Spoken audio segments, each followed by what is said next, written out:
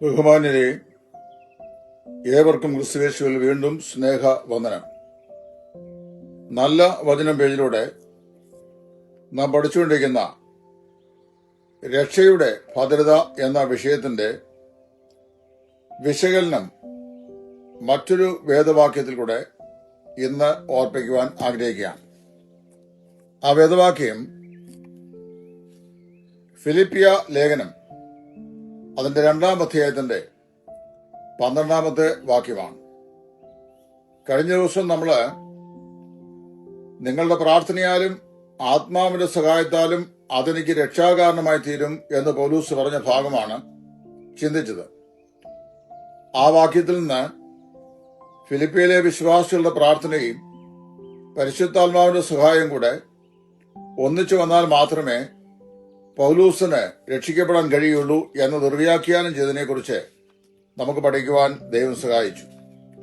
ഇന്ന് ഈ വാക്യാംശം ശ്രദ്ധിക്കുക. അതുകൊണ്ട് പ്രിയമുള്ളവരെ, നിങ്ങൾ എല്ലായ്പ്പോഴും അനുസരിച്ചതുപോലെ ഞാൻ അരികത്തിരിക്കുമ്പോൾ മാത്രമല്ല, ഇന്ന് ദൂരത്തിരിക്കുമ്പോൾ ഏറ്റവും അധികമായി ഭയത്തോടും വിറയലോടും കൂടെ നിങ്ങളുടെ രക്ഷയ്ക്കായി പ്രവർത്തിപ്പീൻ എന്ന് പൗലൂസ് പ്രബോധിപ്പിക്കുന്നു. നിങ്ങളുടെ രക്ഷയ്ക്കായി പ്രവർത്തിപ്പീൻ എന്ന് പൗലൂസ് പറയുന്നത് കൊണ്ട് ഈ രക്ഷ പ്രവർത്തിയാലാണ്, അത് വിശ്വാസത്താൽ അല്ല എന്ന് ചില ആളുകൾ വ്യാഖ്യാനിക്കുകയാണ്. ഇതിനോടൊക്കെ എത്രയോ വേദവാക്യങ്ങൾ കൂടി, പഴയ നിയമ പുതിയ നിയമ വേദവാക്യങ്ങൾ കൂടെ നമ്മുടെ ആത്മരക്ഷ പ്രവർത്തിയാൽ അല്ല എന്നും അത് കൃപയാൽ മാത്രമാണെന്നും യേശുക്രിസ്തുവിന്റെ രക്തച്ചൊരിച്ചിലിനാൽ മാത്രമാണെന്നും മാനസാന്തരമാണ് അതിന്റെ മുന്നോടിയായ അനുഭവമെന്നും കർത്താവായ യേശുക്രിസ്തുവിലെ വിശ്വാസമാണ് അതിന് ആധാരമായിരിക്കുന്നത് എന്നും എത്രയും വ്യക്തമായി തെളിവുകളുടെ സഹായത്തോടെ നമ്മൾ പഠിക്കുകയുണ്ടായി. എഫേസ്യർ 2:5-8 ഈ വാക്യങ്ങൾ, തീത്തോസ് 3:4-5 വാക്യങ്ങൾ, 2 തിമോത്തി 1:9-10 വാക്യങ്ങൾ, ഇതെല്ലാം കൃപയാലുള്ള രക്ഷയെ ഊട്ടിയുറപ്പിക്കുന്ന വചന ഭാഗങ്ങളാണ്. എന്നാൽ എന്താണ് അതുകൊണ്ട് പ്രിയമുള്ളവരെ, നിങ്ങൾ എല്ലായ്പ്പോഴും അനുസരിച്ചതുപോലെ ഞാൻ അരികത്തിരിക്കുമ്പോൾ മാത്രമല്ല, ഇന്ന് ദൂരത്തിരിക്കുമ്പോഴും ഏറ്റവും അധികമായി ഭയത്തോടും വിറയലോടും കൂടെ നിങ്ങളുടെ രക്ഷയ്ക്കായി പ്രവർത്തിപ്പീൻ എന്ന് പൗലൂസ് പറയുന്നതിന്റെ സാരം എന്താണെന്ന് ഞാൻ ഇപ്പോൾ പറയാനായിട്ട് പോവുകയാണ്. ഫിലിപ്പി ലേഖനത്തിലെ കേന്ദ്ര വിഷയം സന്തോഷം എന്നുള്ളതാണ്. ഈ ലേഖന വ്യാഖ്യാതാക്കൾ ഇതിനെ നാമകരണം ചെയ്യുമ്പോൾ സന്തോഷത്തിന്റെ ലേഖനം എന്നാണ് നാമകരണം ചെയ്തിട്ടുള്ളത്. സന്തോഷം എന്ന വാക്ക് 14 പ്രാവശ്യം ഈ 4 അധ്യായങ്ങളുള്ള ചെറിയ ലേഖനത്തിൽ ഉപയോഗിച്ചിട്ടുണ്ട്. ക്രിസ്തീയ ജീവിതത്തിൽ നമുക്ക് ഏറ്റവും പ്രായോഗിക തലത്തിൽ കാണിക്കാൻ പ്രയാസമുള്ള ഒന്നാണ് സന്തോഷം എന്ന് പറയുന്നത്. പക്ഷേ അതിന് നേരെ വിപരീതമായി പൗലോസ് താൻ തന്നെ കാരാഗ്രഹത്തിലായിരിക്കാലും ഈ ലേഖനം എഴുതുന്ന സമയത്ത് അദ്ദേഹം തന്റെ ജീവിതാനുഭവത്തിന് നേരെ വിപരീതമായ നിലയിൽ കർത്താവായ യേശു ക്രിസ്തുവിന്റെ സന്തോഷത്തെക്കുറിച്ച് പറയുകയാണ്. അങ്ങനെ പറയുമ്പോൾ സന്തോഷം സന്തോഷം എന്ന് ആവർത്തിച്ച് 14 പ്രാവശ്യം പറയുന്നു. ഈ ഫിലിപ്പിയിലെ വിശ്വാസികളുടെ സന്തോഷത്തിന് തകരാറ് സംഭവിച്ച ചില സംഗതികൾ അവിടെ ഉണ്ടായിരുന്നു. അവർ ചിലർ അസൂയയിലും പിണക്കത്തിലും ക്രിസ്തുവിന്റെ ക്രൂശിനെ പ്രസംഗിക്കുന്നവരായിരുന്നു. 1-ാം അധ്യായത്തിന്റെ 15 വാക്യങ്ങൾ പൗലോസ് പറയുന്നുണ്ട്, ചിലർ അസൂയയും പിണക്കം നിമിത്തം ക്രിസ്തുവിനെ പ്രസംഗിക്കുന്നു, ചിലരോ നല്ല മനസ്സോട് തന്നെ, എങ്കിലും ഞാൻ അതിൽ സന്തോഷിക്കുന്നു, അവർ ക്രിസ്തുവിന്റെ ക്രൂശിനെ അല്ലയോ പ്രസംഗിക്കുന്നത്. 1-ാം അധ്യായത്തിന്റെ 15 മുതൽ 17 വാക്യങ്ങൾ. അതുപോലെ തന്നെ അവിടെ പെറുവെറുപ്പും വാദവും ഉണ്ടായിരുന്നു. എല്ലാം പെറുവെറുപ്പും വാദവും കൂടാതെ ചെയ്യുവീൻ എന്ന് പൗലൂസ് പറയുന്നത് ആ ബന്ധത്തിലാണ്. അത് 2-ാം അധ്യായത്തിന്റെ 14 വാക്യം. സഹോദരന്മാരുടെ ഇടയിൽ ഭിന്നാഭിപ്രായം ഉണ്ടായിരുന്നു. 4-ാം അധ്യായത്തിന്റെ 2-3 വാക്യങ്ങൾ ക്രിസ്തുവിൽ ഏക ചിന്തയോടിരിപ്പാൻ ഞാൻ യുവോതുകയും സ്വന്തുകയും പ്രബോധിപ്പിക്കുന്നു എന്ന് പറയുന്നുണ്ട്. അപ്പൊ അവിടെ ഭിന്നതയും ആശയ വൈപരീത്യവും ഉണ്ടായിരുന്നു. മാത്രമല്ല ചിലര് ഈ ദുരഭിമാനത്താൽ പ്രവർത്തിക്കുന്നവരായിരുന്നു.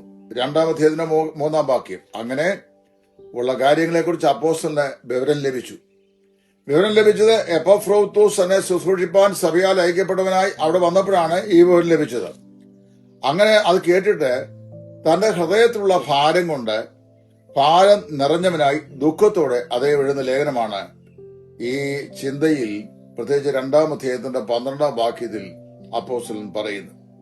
ക്രിസ്തുവിൽ, അതായത് 2-ാം അധ്യായത്തിന്റെ 15-ാം വാക്യത്തിൽ പറയുമ്പോൾ, 1-ഉം 2-ഉം വാക്യങ്ങൾ പറയുമ്പോൾ, ക്രിസ്തുവിൽ വല്ല പ്രബോധനമുണ്ടെങ്കിൽ, സ്നേഹത്തിന്റെ വല്ല ആശ്വാസം ഉണ്ടെങ്കിൽ, ആത്മാവിന്റെ വല്ല കൂട്ടായ്മ ഉണ്ടെങ്കിൽ, വല്ല ആർദ്രതയും മനസ്സിലും ഉണ്ടെങ്കിൽ, നിങ്ങൾ ഏകമനസ്സുള്ളവരായി ഏകസ്നേഹം കൊണ്ട് ഐകമത്യപ്പെട്ട് ഏകഭാവമുള്ളവരായി ക്രിസ്തുവിൽ എന്റെ സന്തോഷം പൂർണ്ണമാക്കൊള്ളുവീൻ എന്ന് പ്രബോധിപ്പിക്കുന്നു.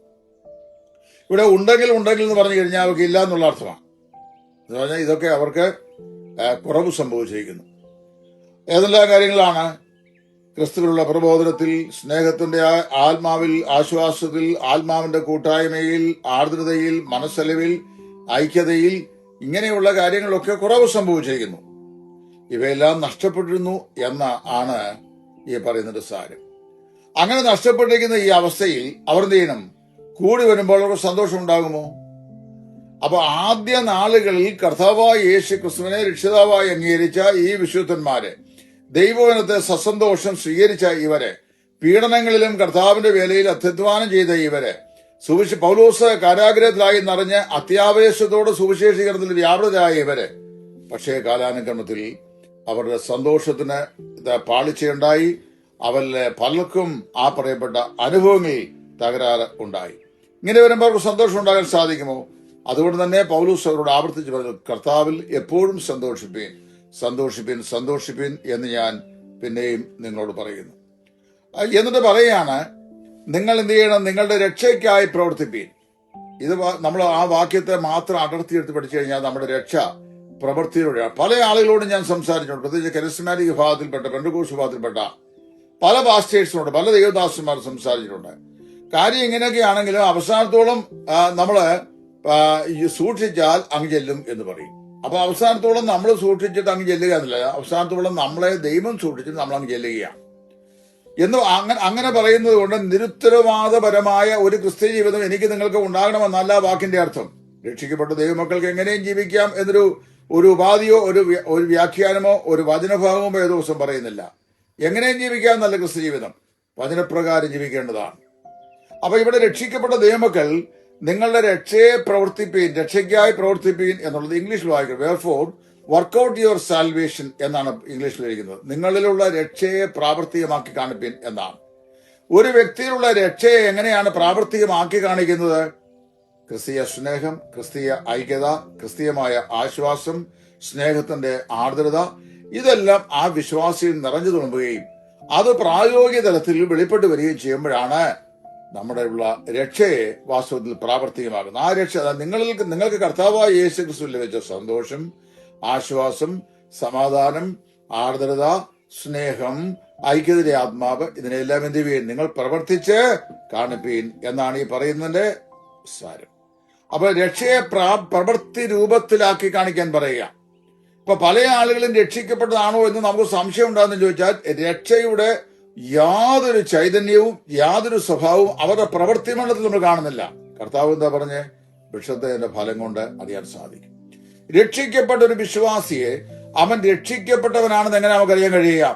അവന്റെ രക്ഷയുടെ സന്തോഷം, രക്ഷയുടെ പ്രവൃത്തി അവന്റെ ജീവിതത്തിൽ കൂടെ വെളിപ്പെട്ട് വരുന്നത് കാണും. വക്രതയും കോട്ടമുള്ള ഒരു തലമുറയുടെ നടുവിലാണ് നാം ജീവിക്കുന്നതെന്നും അവിടെ നമ്മൾ അനിന്ദരായും പരമാർത്ഥികളായും ദൈവത്തിന് നിഷ്കളങ്ക മക്കളും ആകേണ്ടതിന് എല്ലാം വെറുവെറുപ്പും വാദവും കൂടാതെ ചെയ്യണമെന്നും അങ്ങനെ ജീവിതത്തിൽ ജ്യോതിസുകളെ പോലെ പ്രകാശിക്കുവാൻ ഇടയാകൂ എന്ന് പറഞ്ഞിട്ടാണ് പറയുന്നത്.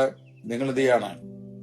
നിങ്ങളുടെ രക്ഷയെ പ്രവർത്തിപ്പീൻ എന്ന് പറയുന്നത്. ഇതിനെ സഭയായുള്ള രക്ഷ അഥവാ വിശ്വാസികൾ ഒരുമിച്ചുള്ള ആത്മീക വർധന അല്ലെങ്കിൽ വളർച്ച എന്ന് പറയാം. അല്ലാതെ വ്യക്തിയുടെ ആത്മരക്ഷയെ കുറിച്ചല്ല അവിടുത്തെ പ്രതിപാദന വിഷയം.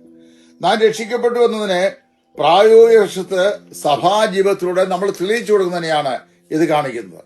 അതായത് ഓട്ടത്തിൽ മരണത്തോളം ഓട്ടം നിർത്തുവാൻ പാടില്ല എന്നതിനെ കാണിക്കുന്നു. ഒരു ക്രിസ്തീയ വിശ്വാസി രക്ഷിക്കപ്പെട്ടപ്പോൾ തന്റെ ഓട്ടക്കളത്തില് അവൻ ഓടുവാൻ ആരംഭിച്ചിരിക്കുകയാണ്. അവസാനത്തോളം ആ ഓട്ടക്കളത്തിൽ അവൻ ഓടിക്കൊണ്ട് തന്നെ ഇരിക്കണം. ഓട്ടക്കളത്തിൽ ഓടുന്നത് രക്ഷയെ പ്രാപിപ്പാനല്ല, പ്രതിഫലത്തെ പ്രാപിപ്പാനാണ്. ഓട്ടക്കളത്തിൽ ഓടുന്നവർ അനേകരെങ്കിലും ബിരുദ പ്രാപിക്കുന്നവൻ ഏകൻ മാത്രമല്ലയോ? ആകയാൽ പാപം ഭാരം തള്ളി ലക്ഷ്യം നോക്കി നേരെ മുമ്പോട്ടോടി ഓട്ടം തികയ്ക്കുക എന്നാണ് പാട്ടുകാരനും പാടിയിട്ടുള്ളത്. പ്രിയരെ, വല്ലവരും വേറെ വിധമായി ചിന്തിച്ചാൽ എന്നത് പ്രത്യേകം ഇവിടെ എടുത്തു പറയുന്ന ഭയമാണ്. രക്ഷയുടെ പ്രമാണം ഓരോരുത്തർക്കും ഇഷ്ടം പോലെ നൽകപ്പെട്ട ഒന്നല്ല. രക്ഷയ്ക്ക് ഒരു പ്രമാണമേ ഉള്ളൂ: കൃപയാൽ, വിശ്വാസത്താൽ, യേശു ക്രിസ്തുവിന്റെ രക്തത്താൽ, മാനസാന്തരത്താൽ. അങ്ങനെയാണ് രക്ഷിക്കപ്പെടുന്നത്. എല്ലാവർക്കും 16 വാക്യത്തിൽ നാം പ്രാപിച്ചിരിക്കുന്ന പരിജ്ഞാനം അനുസരിച്ച് നടക്കുക എന്ന് പറഞ്ഞു കഴിഞ്ഞാൽ, നമുക്ക് പ്രാപിച്ച പരിജ്ഞാനം രക്ഷയെക്കുറിച്ചുള്ളത് എല്ലാവർക്കും ഒരുപോലെയാണ്. എന്നാൽ രക്ഷിക്കപ്പെട്ടവർ എല്ലാവരും കർത്താവിന്റെ മധ്യാകാശ വരവെങ്കിൽ ഉയർക്കുമെന്ന് 1 കൊരിന്ത്യർ 15:52 വായിക്കുന്നു. 1 ദിവസം 5:10 അങ്ങനെ വായിക്കുന്നുണ്ട്. ആകയാൽ ഈ വിശ്വാസികൾക്കെല്ലാം പൊതുവിൽ ഉള്ളതല്ലെന്നും പ്രാപ്തിക്കും പ്രായത്തിലെത്തിയവർക്കും റിട്ടയർമെന്റ് ഇല്ല എന്ന് ഓർത്ത് ജീവിതാന്ത്യത്തോളം ഓടുവാൻ തരുന്ന ചിന്തയാണ് ഇവിടുത്തെ പറയപ്പെടുന്ന നിങ്ങളുടെ രക്ഷയെ പ്രവർത്തിപ്പീൻ എന്നുള്ള വാക്ക് എന്നും. അല്ലാതെ നിങ്ങൾ പ്രവർത്തിച്ച് രക്ഷ പ്രാപിച്ച് ദൈവസ്ഥാനിൽ എത്തിച്ചേരണം അല്ല എന്നും വളരെ വ്യക്തമായി അപ്പോസ്തലൻ ഈ ഭാഗത്ത് പറയുന്നു. എല്ലാ വാക്യങ്ങളും ഇതുപോലെ സംശയാസ്പദമായി തോന്നുന്ന പല വാക്യങ്ങളെയും സംശയമായി തോന്നുന്നതിന്റെ ഒരു പ്രധാനപ്പെട്ട കാരണം എന്താണെന്ന് ചോദിച്ചു കഴിഞ്ഞാൽ, ഔട്ട് ഓഫ് കോണ്ടെക്സ്റ്റ് നമ്മളത് വായിക്കുകയും ധ്യാനിക്കുകയും ചെയ്യുന്നുള്ളതാണ്. വേദപുസ്തകത്തിലെ വാക്കുകളെ എപ്പോഴും കോണ്ടെക്സ്റ്റുവലി ഇന്റർപ്രറ്റ് ചെയ്യണം. അതിന്റെ മുമ്പും പിറവും പറയപ്പെടുന്ന പശ്ചാത്തലം എന്താണ് പരിശോധിക്കണം. നമ്മൾ ഇന്ന് വായിക്കുന്ന പോലെ ഈ അധ്യായമോ വാക്യങ്ങളോ പാരഗ്രാഫോ വിഭജിച്ചല്ല ഇതൊന്നും എഴുതിയിട്ടുള്ളത്. ഇങ്ങനെ എഴുതിയിരിക്കുകയാണ്. എന്നാൽ ഇവയൊക്കെ നമുക്ക് ലഭിച്ചിരിക്കുമ്പോൾ അതിന്റെ മുമ്പും അതിന്റെ പിറകിലുമുള്ള അതിന്റെ സമീപമുള്ള വാക്യങ്ങളും അവിടുത്തെ പ്രതിപാദന വിഷയവും എല്ലാം കൃത്യമായി നമ്മൾ വിശകലനം ചെയ്യുമ്പോഴാണ് ഒരു വിഷയത്തിന്റെ പൂർണ്ണമായ രൂപം നമുക്ക് മനസ്സിലാക്കുവാനായിട്ട് സാധിക്കുന്നു.